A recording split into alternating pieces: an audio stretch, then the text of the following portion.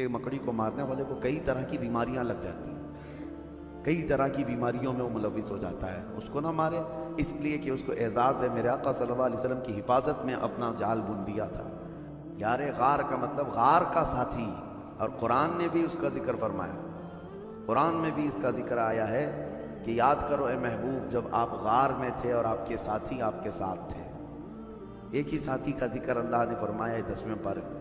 اس غار میں جانے کے بعد حضرت ابوبکر صدیق نے حضور پاک صلی اللہ علیہ وسلم کو باہر بیٹھنے کے لیے عرض کیا، خود جا کر اس غار کی پوری صفائی فرمائی اور اس کے سوراخ کو کپڑے پھاڑ پھاڑ کر کے بند کر دیا کہ کوئی کیڑے مکوڑے نہ آئیں، اور نبی پاک صلی اللہ علیہ وسلم کو غار کے اندر لے جا کر آرام کرنے کی عرض کی، لیکن ایک سوراخ پر آپ اپنے پاؤں کی ایڑی لگا کر بیٹھے تھے۔ نبی پاک صلی اللہ تعالیٰ علیہ وسلم وہاں آرام کرنے کی غرض سے گئے۔ اس غار کو ابھی بھی آپ جا کر کے دیکھیں گے تو اتنا چھوٹا ہے کہ کھڑا نہیں ہو سکتا اندر کوئی، صرف بیٹھ سکتا ہے، کھڑے ہونے والی جگہ نہیں ہے وہ، اور 2 ہی لوگ اندر جا سکتے ہیں غار میں، اتنا چھوٹا ہے، 2 لوگ بیٹھ سکتے ہیں، باقی سب پتھروں سے گھرا ہوا ہے۔ تو روایات میں ہے مشہور کہ ایک سانپ حضور پاک صلی اللہ تعالیٰ علیہ وسلم کی خوشبو پا کر وہاں پہنچ گیا آپ کی زیارت کے لیے، لیکن اندر جانے کے سارے راستے بند تھے۔ تو ایک راستہ جس پر آپ نے ایڑی لگا رکھی تھی، صدیق اکبر نے پاؤں پر ان کے سانپ کاٹنے لگ گیا کہ یہ پاؤں ہٹائیں تو میں اندر جاؤں اور دیدار مصطفیٰ کروں، لیکن حضرت ابوبکر صدیق ہیں کہ پیر ہٹانے کو تیار نہیں، زہر چڑھتا ہوا ان کے ران تک آ گیا اور ان کا جسم پیلا پڑنے لگ گیا، اور نبی پاک صلی اللہ علیہ وسلم آرام کر رہے ہیں، درد کی شدت بڑھ گئی۔ بعض روایات میں ہے کہ سانپ جتنا پرانا ہوتا ہے اتنا زہریلا ہوتا ہے، وہ کافی پرانا سانپ تھا۔ حضور پاک صلی اللہ تعالیٰ علیہ وسلم نے پوچھا مالک یا ابا بکر، اے ابو بکر کیا ہو رہا ہے تمہیں؟ کہا لدغت الحیۃ یا رسول اللہ، اے اللہ کے رسول سانپ کاٹ رہا ہے، ایسا لگتا ہے سانپ نے کاٹا ہے۔ نبی پاک صلی اللہ علیہ وسلم نے فرمایا پاؤں ہٹاؤ۔ کہا آقا وہ آپ کو ایذا نہ دے دے، تکلیف نہ دے دے، مجھے کاٹتا ہے ٹھیک ہے لیکن آپ کو ایذا نہ دے دے۔ مجھے ایک بات بڑی وہ لگتی ہے، صحابہ میں ایسی محبت تھی، کہاں کہاں آپ کو میں یہ جلوے دکھاؤں۔ جناب ابو طالب کے متعلق میں آپ کو بتا رہا تھا کہ جب وہ شعب ابی طالب میں حضور 3 سال تک جو بائیکاٹ کے دن گزارے تھے، جانتے ہیں آپ، میں نے بتایا مکہ میں بائیکاٹ کے دن گزارے، جناب ابو طالب رات کے وقت حضور صلی اللہ تعالیٰ علیہ وسلم کے سونے کی جگہ کبھی اپنے بیٹوں کو سلا دیتے تھے چادر اڑا کر کے، اور نبی پاک صلی اللہ تعالیٰ علیہ وسلم کی جگہ بدل دیا کرتے تھے بڑھاپے کے عالم میں، اور صبح اٹھ کر کے پہلے دیکھتے تھے۔ تو یہ پوچھنے پر کہ آپ روزانہ حضور کی جگہ پر جو سونے کی جگہ ہے کسی کسی کو ڈال دیتے ہیں، کہا کہ اگر غفلت میں ہم پڑے رہیں اور کوئی مکہ کا کوئی بھی دشمن آ کر کے مارے تو محمد کا قتل نہ ہو، میرے بیٹے کا قتل ہو صلی اللہ علیہ وسلم، اپنے بیٹوں کو نچھاور کر دیتے تھے۔ صدیق اکبر بھی جب اپنی جان کی پرواہ نہ کی، حضور پاک صلی اللہ علیہ وسلم نے فرمایا پیر ہٹاؤ، وہ مجھے ایذا نہ دے گا۔ سانپ اندر داخل ہوا، جی بھر کر کے میرے آقا کی زیارت کیا۔ نبی پاک صلی اللہ تعالیٰ علیہ وسلم کی زیارت کے مشتاق دنیا میں کون نہیں ہے سوائے ابلیس کے؟ حضور پاک صلی اللہ تعالیٰ علیہ وسلم کا ہر کوئی مشتاق ہے۔ واپس سانپ چلا گیا، نبی پاک صلی اللہ علیہ وسلم نے اپنا لعاب پاک نکال کر حضرت ابوبکر کے پیر میں لگایا، وہ زہر ختم ہو گیا۔ حضرت ابوبکر صدیق کو زندگی بھر اس زہر کا کبھی درد نہیں محسوس ہوا۔ یہ معجزہ بھی تھا میرے آقا صلی اللہ علیہ وسلم کا۔ یقیناً وہ لمحہ مبارکہ میں اللہ نے شفا رکھی ہے، شفا رکھی ہے۔ ان کا نام پڑھ کر کے شہد کی مکھی شہد میں مٹھاس لاتی ہے تو خود اس منہ مبارک میں کتنی مٹھاس ہوگی۔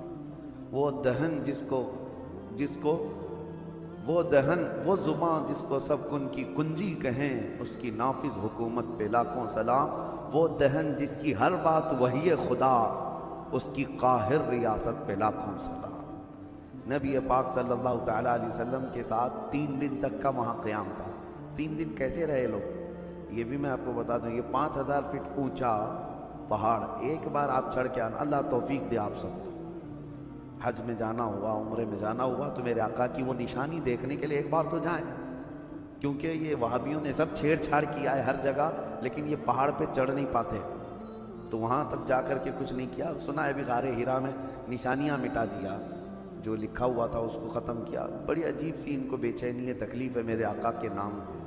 لیکن کتنا مٹاؤ گے؟ مٹ گئے، مٹتے ہیں، مٹ جائیں گے، آدھا تیرے یا رسول اللہ، نہ مٹا ہے نہ مٹے گا کبھی چرچا تیرا۔ غار ثور پہ آپ جائیں، ایک بار جا کر کے آنے کے بعد آپ کو اندازہ ہو جائے گا کہ کیسا سفر ہے۔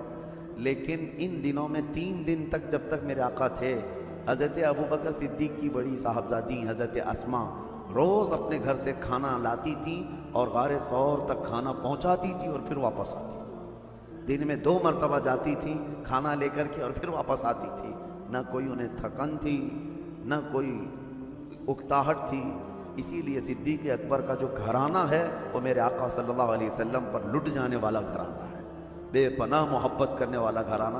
اور صدیق اکبر کی ہی گھرانے کو یہ اعزاز حاصل ہے پورے صحابہ میں کہ حضور اکرم صلی اللہ تعالیٰ علیہ وسلم کی ذات پر حضرت ابوبکر کی 4 پیڑھیاں صحابی ہیں، باقی کسی کو یہ اعزاز نہیں ہے۔ 4 پیڑھیاں، یعنی حضرت ابوبکر صدیق کے والد بعد میں ایمان لائے، ابو قحافہ وہ صحابی، حضرت ابوبکر صحابی، حضرت ابوبکر صدیق کے ایک بیٹے ہیں وہ صحابی، حضرت ابوبکر کے پوتے وہ بھی صحابی۔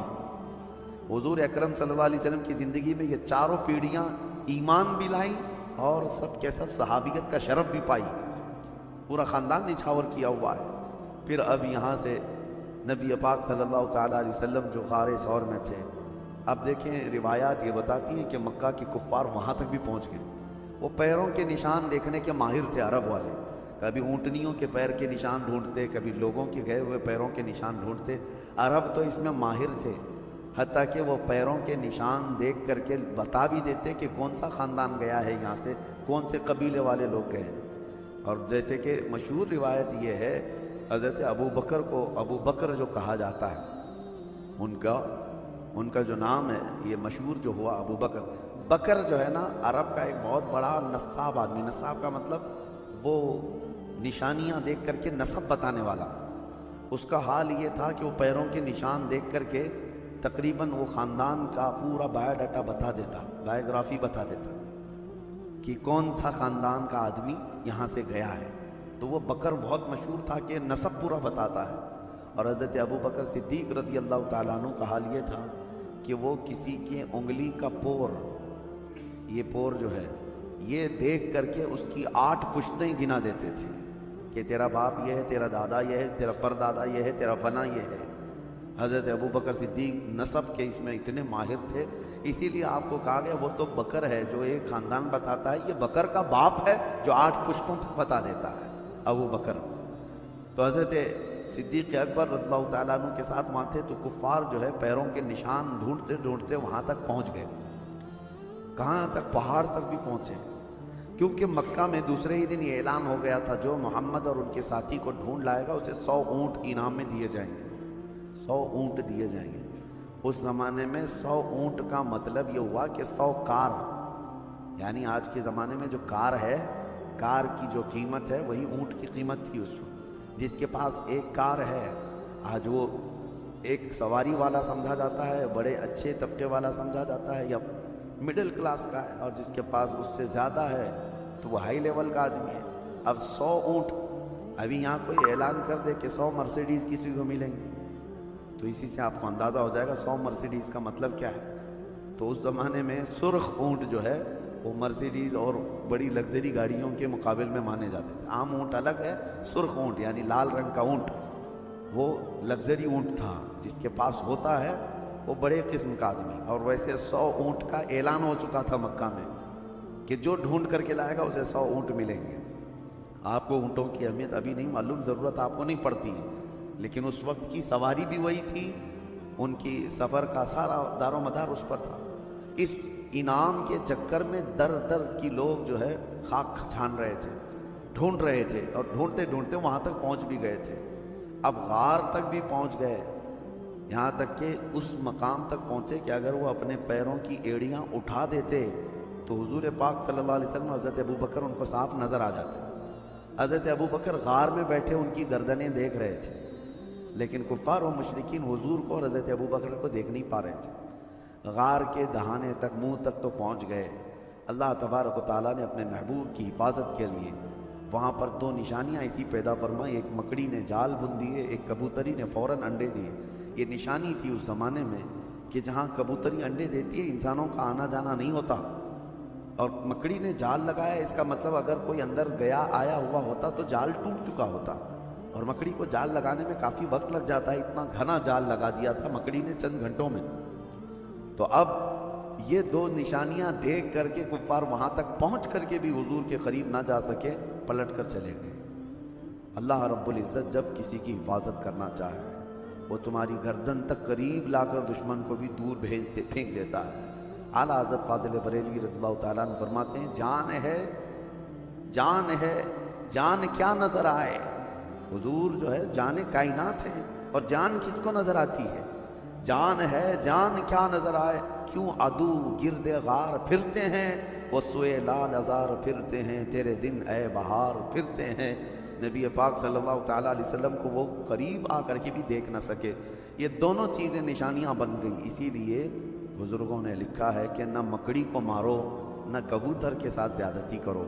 ये दोनों मेरे आका सल्लल्लाहु ताला अलैहि वसल्लम की नामूस की हिफाजत करने वाले पहरेदार हैं, जिसको आप कहते हैं मुहाफिज़ नामूस रिसालत। यकीनन मेरे आका सल्लल्लाहु ताला अलैहि वसल्लम की इज़्ज़त की पहरेदारी करने वाली मकड़ी भी है और कबूतरी भी है, और दोनों इज़्ज़त पाए हुए लोग हैं। मकड़ी को मारना मुना है, हाँ बस ये है कि उसके जाल को साफ़ करें, लेकिन उसको ना मारे। बाज़ बुज़ुर्गों ने हयातुल हैवान एक किताब है हैवानात, अल्लामा कमालुद्दीन दमीरी रहमतुल्लाह अलैह की, उसमें तो उन्होंने लिखा है कि मकड़ी को मारने वाले को कई तरह की बीमारियां लग जाती हैं, कई तरह की बीमारियों में वो मुलविस हो जाता है। उसको ना मारे इसलिए कि उसको एजाज़ है, मेरे आका सल्लल्लाहु अलैहि वसल्लम की हिफाजत में अपना जाल बुन दिया था। और दूसरी चीज़ कबूतरी का भी है। कबूतरी एक ऐसी, कबूतर ही समझ लें, एक ऐसा परिंदा है जिसको अल्लाह ताला ने ये एजाज़ बख्शा है। आज भी अगर कौवा आ जाए तो भगा देते हैं, कबूतर आए तो कोई भगाता नहीं। हरम की हर मीनार में आपको, मस्जिद नबवी में, खाने काबा के अंदर, सब जगह आपको कबूतर ही कबूतर नज़र आए। बेहिसाब कबूतर भरे हुए हैं, लेकिन कभी आप जाकर के देखना, न मस्जिद नबवी में वो बीट करते हैं, न हरम पाक में कहीं पखाना उनका पड़ा हुआ मिलता है। गंदगी नहीं फैलाते, लेकिन वो करें ना करें अपनी जगह पर हज़ारों लाखों परिंदों में हरम में रहने का शरफ अगर किसी परिंदे को है तो वो कबूतरों को है। वो मेरे आका की जालियों के पास भी आते हैं, नबी पाक सल्लल्लाहु अलैहि वसल्लम के गुंबद पर अपना बसेरा किए हुए हज़ारों की तादाद में। बहरहाल वो उनकी किस्मत है, और अल्लाह ताला ने उसको ये एजाज़ दिया। खाली वहाँ मक्का और मदीना में नहीं, आप जहाँ के भी मुक़द्दस मकामात देखेंगे कबूतर वहाँ मिल ही जाते हैं। कबूतर की ये फितरत मिजाज है, वो मुक़द्दस मकामात में अपना घर बनाते हैं। मस्जिदों को, मज़ारात को, वहीं पर वो अपने घर बनाते हैं। ये आला नसब होने की भी अलामत